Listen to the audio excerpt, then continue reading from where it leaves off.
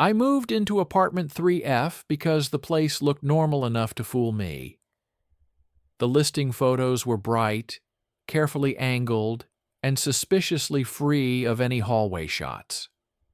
The rent was lower than anything else in the area, and the landlord's texts were so fast and cheerful that I mistook efficiency for honesty. The building sat behind a strip of closed businesses, faded signs, dusty windows, the kind of block that went quiet after dark. The lobby smelled like lemon cleaner trying to cover something older. A bulletin board held notices no one read.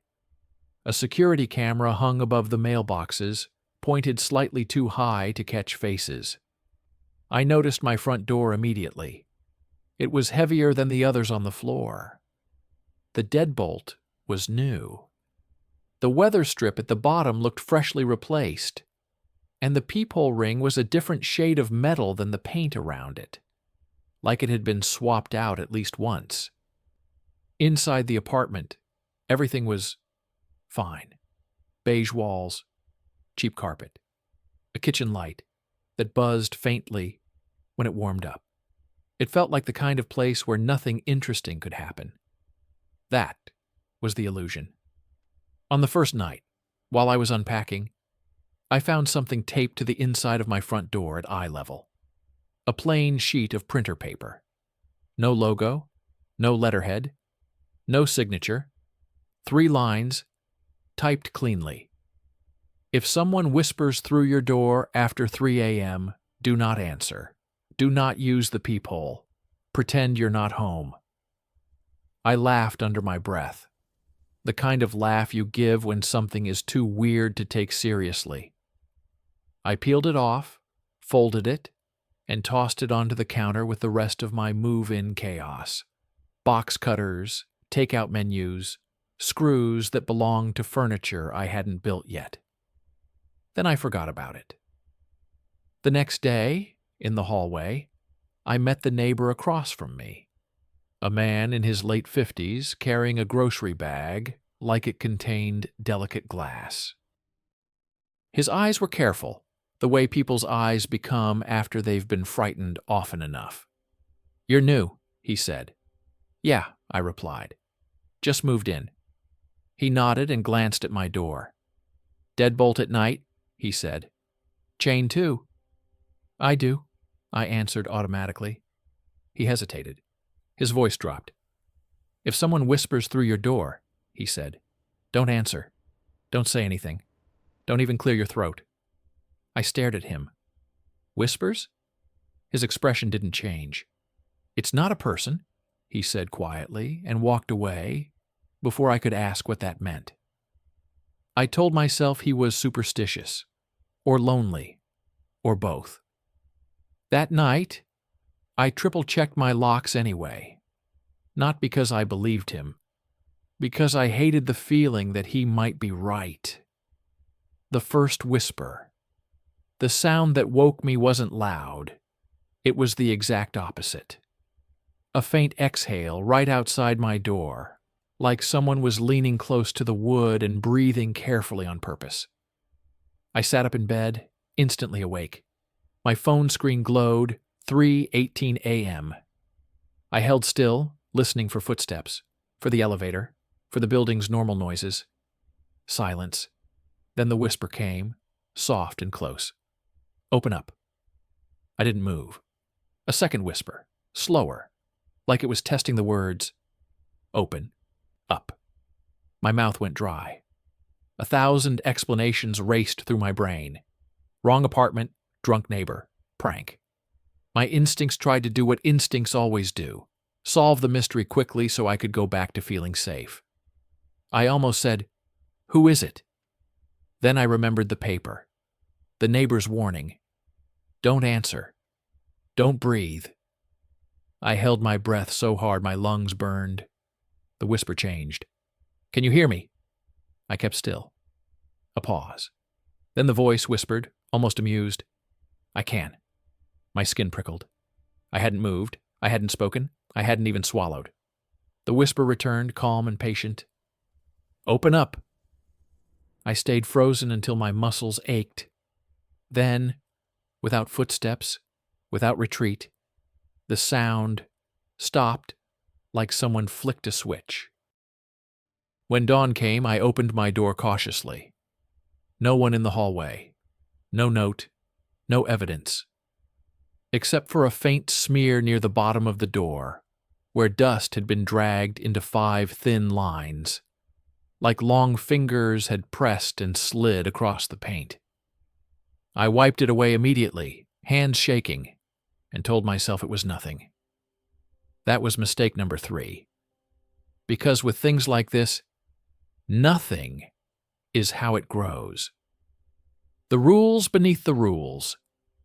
That afternoon, I went to the landlord's office, not because I expected help, but because I needed to hear a normal explanation out loud. I told her what happened, whispering at my door. Late night. She didn't look confused. She didn't look surprised. She looked irritated, like I'd complained about trash pickup. "Did you open the door?" she asked. "No." Her shoulders relaxed slightly. "Good." That reaction made my stomach drop. "So this happens," I said. She tapped her nails on the desk. "Some people try to mess with tenants," she said. "They want attention. They want you to respond." "That's it?" Her eyes avoided mine. "That's enough." I stood there, waiting for more.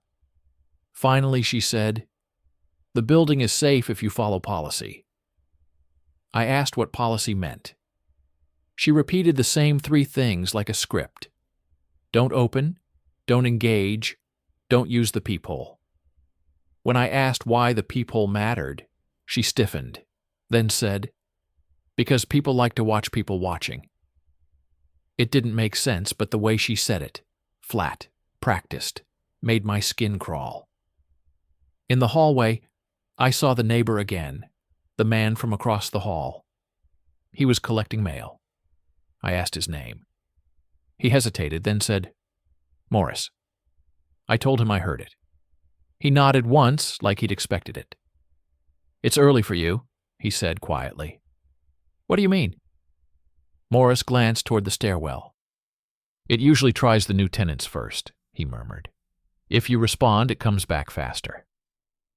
I swallowed. "It? Who is it?" He didn't answer directly. He asked, "Did you look through the peephole?" "No." A small relief flickered across his face. "Good," he said. "Then it didn't get your eye."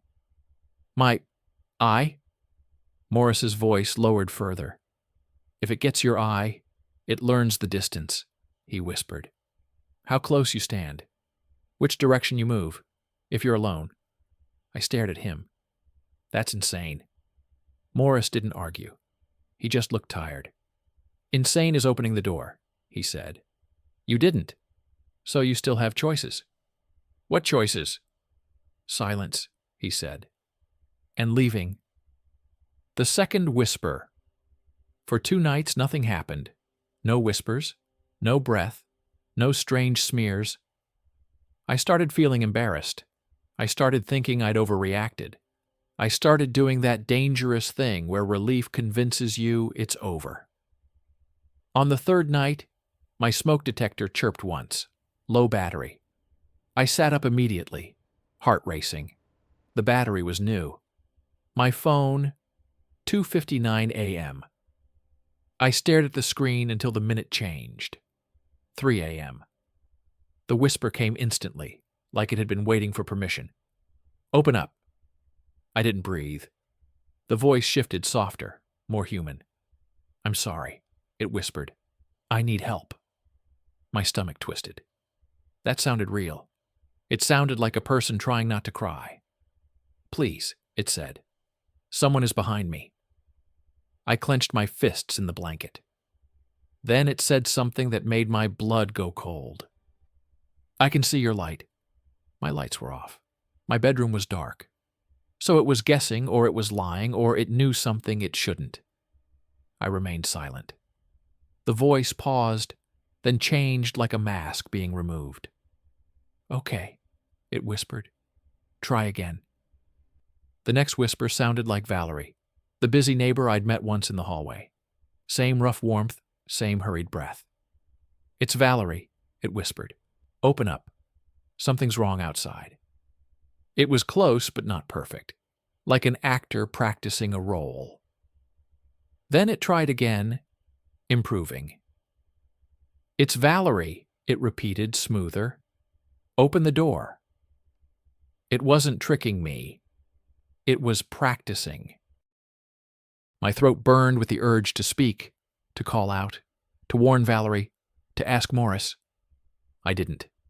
The whisper paused, and then, from inside my apartment, behind my bed, 3 taps sounded against the wall.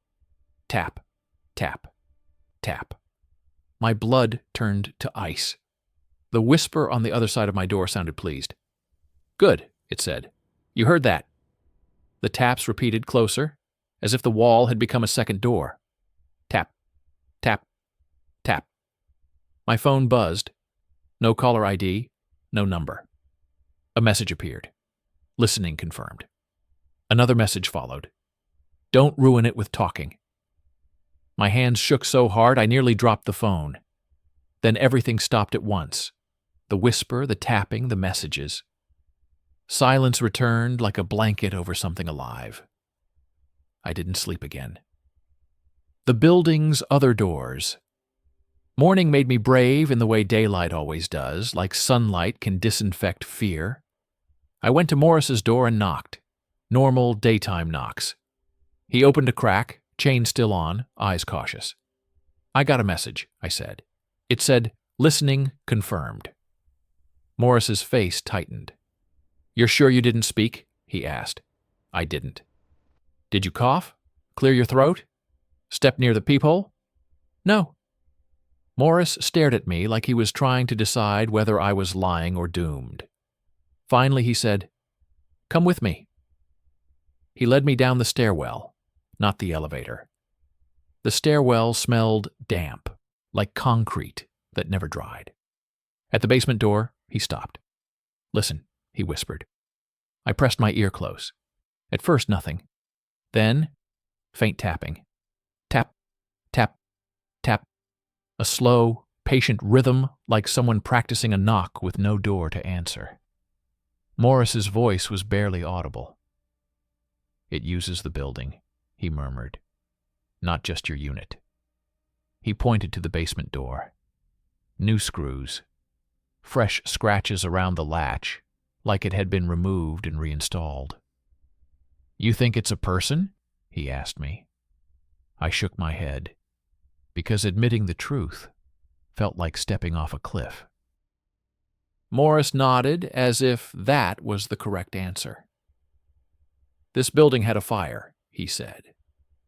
5 years ago, 3rd floor. They called it electrical. He swallowed.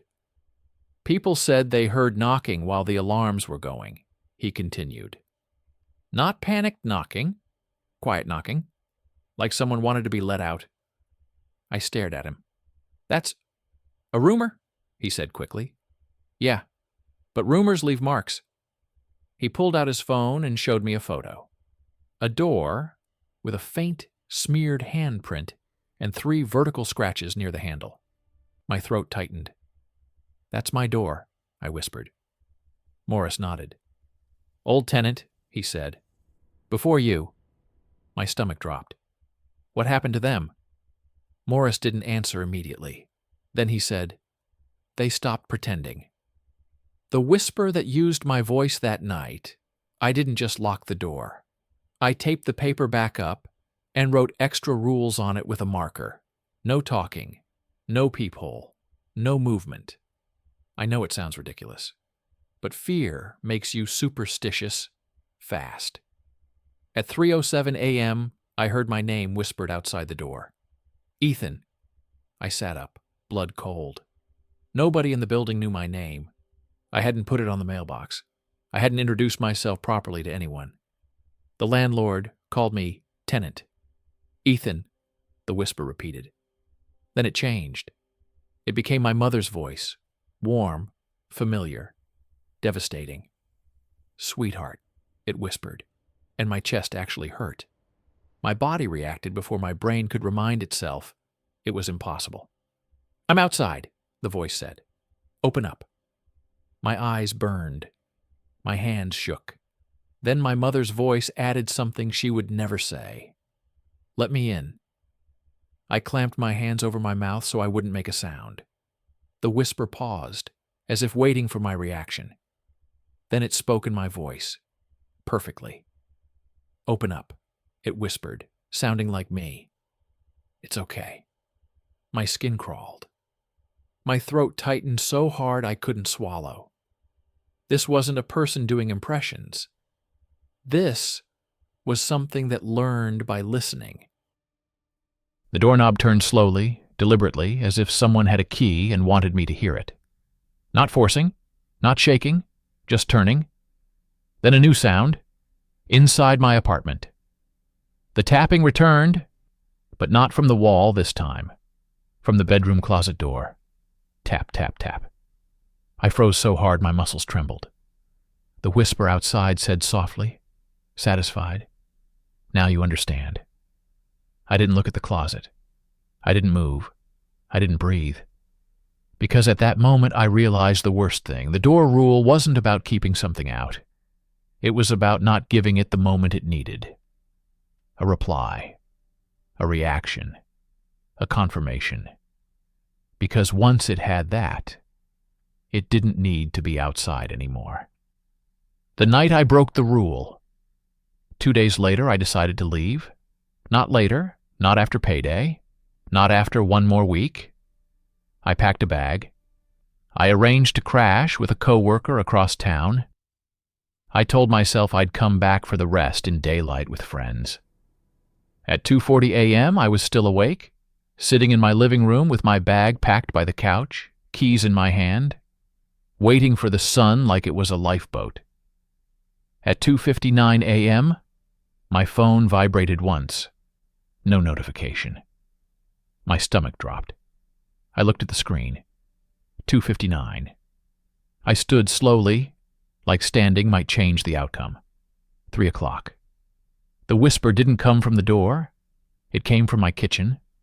Soft and close, like someone was standing behind the fridge. "Open up," it whispered. I froze. My eyes flicked to the kitchen doorway. Nothing there. The whisper came again. Closer. "You're leaving." My blood turned to ice. I didn't answer. The whisper sounded amused.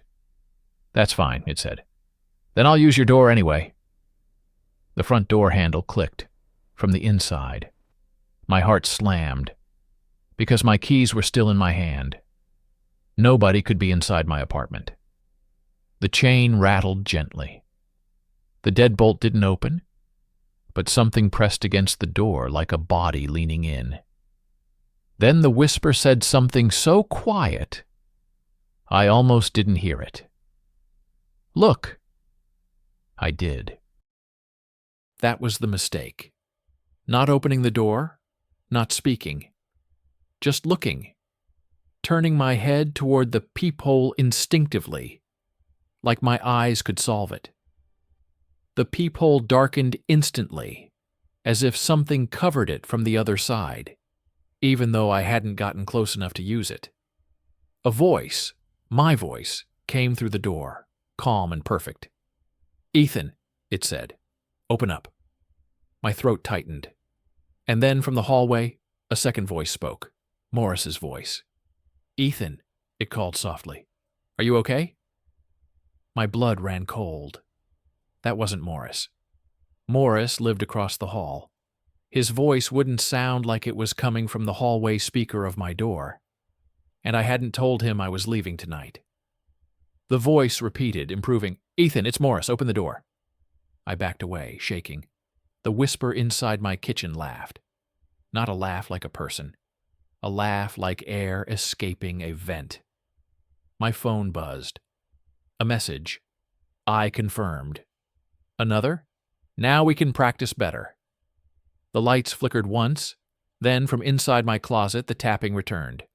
Tap, tap, tap. It wasn't asking anymore. It was counting. I didn't grab anything else. I didn't take the bag. I didn't even put shoes on. I ran. Down the hallway, past Morris's door, past the elevator. The stairwell door stuck for half a second, and that half second felt like a hand grabbing my throat. Then it opened, and I ran down the stairs like the building was trying to keep me.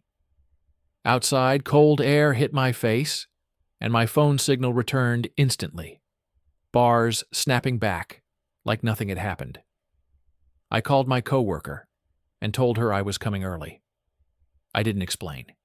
I couldn't. I slept on her couch with the lights on and the TV playing softly, because silence felt like a trap now. The next day, I went back with 2 friends and a rented van. Daylight, witnesses, normal noises. The hallway looked harmless. My door looked normal. No smears, no scratches, no marks. Inside, my apartment was exactly how I left it, except for one thing. The paper on the inside of my door was gone. In its place was a new sheet, clean and freshly taped. 3 lines, typed in the same neat font. Thank you for your voice. Thank you for your eye. Now you can hear us anywhere. I ripped it down so hard the tape tore paint. I left the building for the last time that day. I didn't tell Morris. I didn't tell the landlord. I didn't look back. For weeks, nothing happened. I started sleeping again. I started breathing normally. I started letting my shoulders drop. Then, 1 month later, at 2:59 a.m. in my co-worker's apartment, still on her couch because I hadn't found a new place yet, my phone vibrated once. No notification, just a single vibration.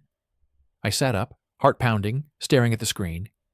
2:59, the minute flipped, 3 o'clock. There was no knock on the door, no sound in the hallway, nothing. Relief hit me so hard, I almost laughed. Then, right beside my ear, from the wall behind the couch, someone whispered softly, "Open up." My blood turned to ice. The whisper continued, calm and familiar. In my voice, perfectly. "You're not home," it whispered, amused, "but you're still listening." And in the dark, I finally understood what Morris meant. It wasn't a person. It wasn't tied to the building. It was tied to me. Because once you give something your voice and your attention, it doesn't need a door. It can whisper from anywhere, even from inside the part of your mind that wakes up at 2:59 a.m., waiting to hear what comes next. I didn't answer. I didn't breathe. But I listened anyway, and that's why it never stopped.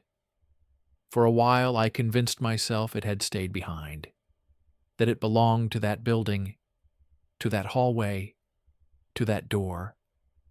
That leaving had been enough. People are good at lying to themselves when the truth offers no escape. The whisper didn't come every night. That was the worst part. If it had, I might have learned to expect it, to prepare for it. Instead, it chose moments when I was beginning to feel normal again. Moments when my guard was down. 3 weeks after I moved, I found my own voice on my phone. I wasn't recording anything. I wasn't on a call.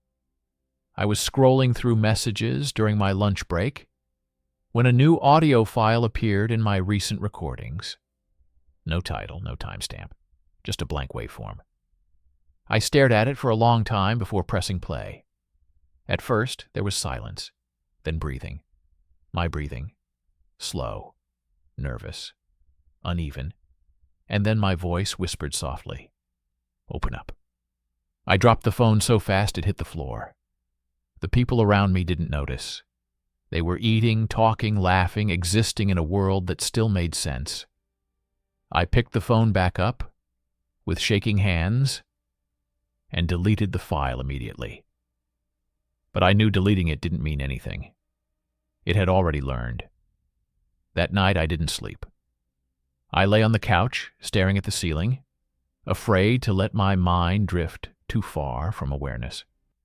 Afraid of the moment between sleep and waking, where things could move without permission. At 3 a.m. exactly, my phone vibrated once. No notification, just acknowledgement. I didn't check it. I didn't want to confirm anything. Then I heard it. Not from the door, not from the wall, from inside my own throat. A faint whisper, forming without breath. Open up.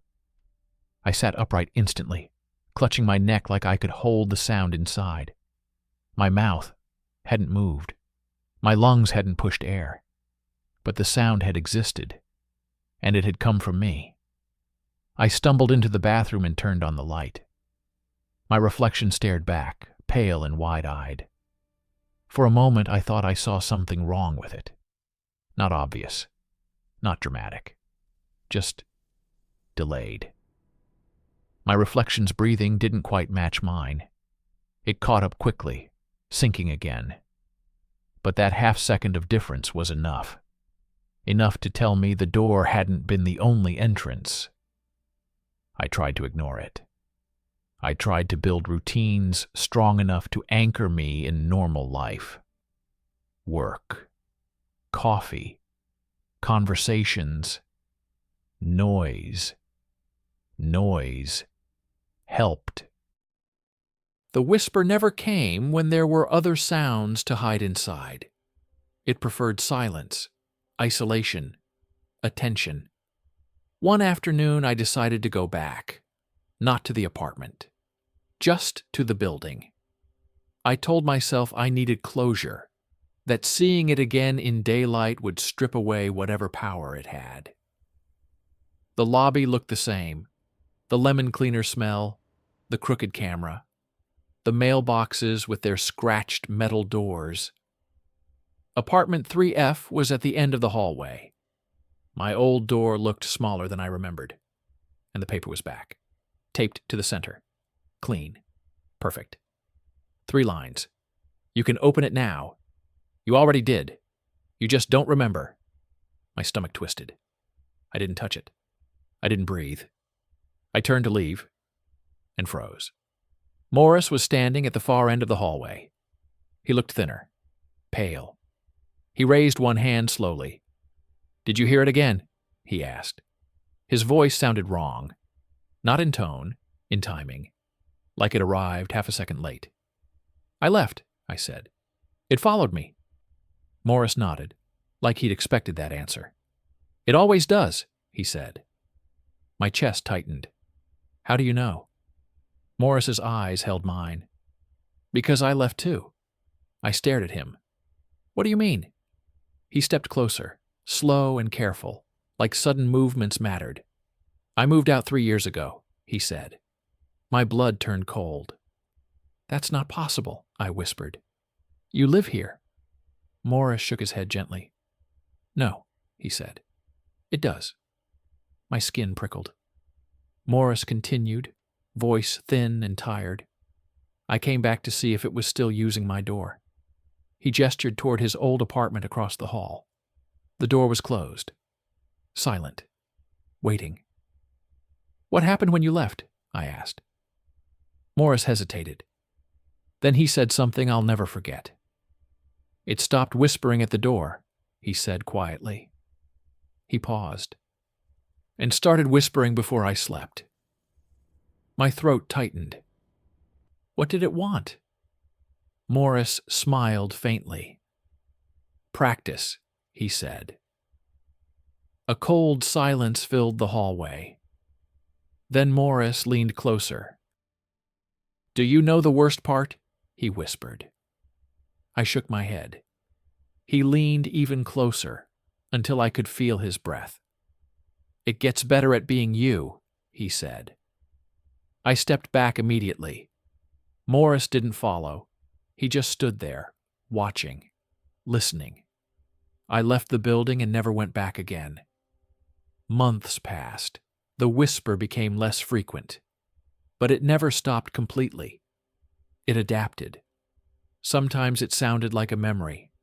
Sometimes it sounded like a thought. Sometimes it sounded like nothing at all until I realized I'd already heard it. I learned to live with noise, music, television, anything to fill the silence, because silence was where it lived best. One night, almost a year later, I woke up at exactly 3 a.m. without knowing why. The room was dark, still, quiet. My phone didn't vibrate. No sound came from the door. No whisper from the walls. For the first time in months, there was nothing. Relief washed over me. Maybe it was over. Maybe it had forgotten. Maybe... My reflection in the dark window moved. Just slightly. Not enough for anyone else to notice, but enough for me. My reflection leaned closer to the glass, and its mouth opened. I didn't move. I didn't breathe. But my reflection whispered softly, "Open up." My own voice. Perfect. Patient. Waiting. I understood then. It wasn't outside anymore. It wasn't behind a door. It wasn't behind a wall. It was waiting inside the only door I could never leave. And it wasn't asking to be let in.